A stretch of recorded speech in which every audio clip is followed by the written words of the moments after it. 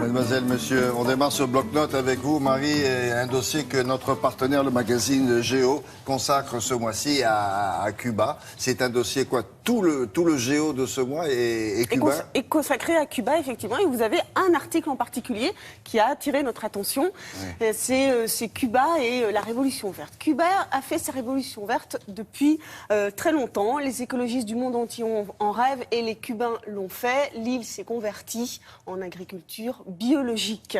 Et ça fait 20 ans que ça dure. Ça s'est développé comme nulle part ailleurs dans le monde. Et aujourd'hui, eh bien, le pays compte 400 000 exploitations agricoles. Qu'est-ce qui s'est passé?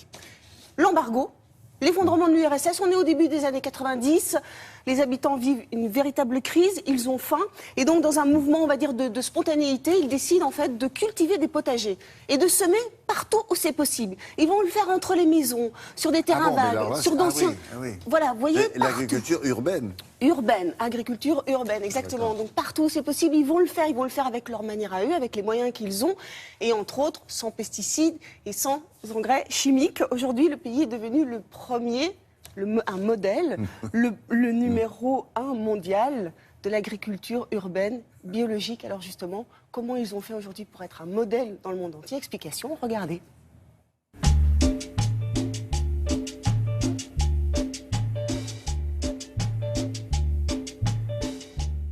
Aujourd'hui, Cuba est numéro 1 mondial de l'agriculture biologique urbaine. Comment en sont-ils arrivés là? En fait, ils se sont retrouvés dans une situation difficile au moment de la chute de la Russie, au début des années 90, où tous les intrants qu'ils avaient, que ce soit des machines agricoles, des engrais, du pétrole, etc., ils n'ont plus eu accès.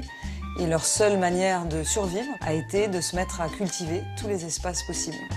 Donc en ville, que ce soit les toits, les balcons, les friches industrielles, voilà. Et en 20 ans, ils sont devenus les numéros 1 mondiaux de l'agriculture familiale, urbaine et périurbaine. En fait, finalement, les Cubains, au départ, s'ils ont eu cette idée-là, c'était essentiellement pour se nourrir. C'était pas dans le but écologique, comme on pourrait le croire. Voilà, au départ, c'était pas pour sauver la planète.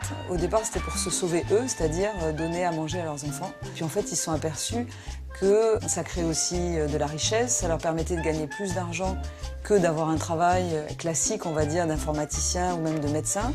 Ça leur permettait de créer du lien, ça leur permettait de reverdir leur ville. Donc voilà, il y avait plein de bénéfices secondaires. Mais le premier, c'était avant tout de se nourrir, parce qu'il n'y avait plus rien qui rentrait à Cuba. Donc l'État donne accès à la terre. Donc ils ont arrêté leur politique de grandes fermes étatiques qu'ils avaient à la période soviétique. Donc ils ont acté de donner des petits espaces à des personnes qui se mettaient à cultiver ensemble. Ils leur donnaient les semences. Donc c'est vraiment donner les moyens à ces familles de se nourrir.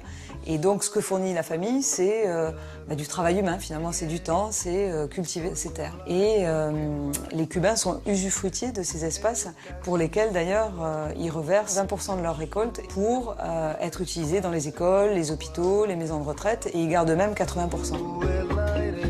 Ils sont capables aujourd'hui, sur une ville comme Cuba, sur les légumes, d'être autonomes à plus de 85%. Donc ils produisent vraiment localement ce qu'ils consomment. Donc plus de transport, plus de dépendance.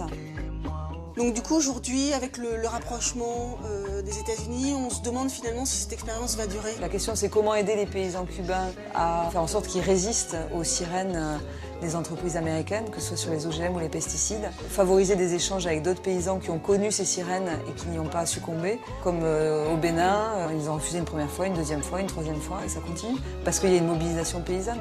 Merci beaucoup. Merci.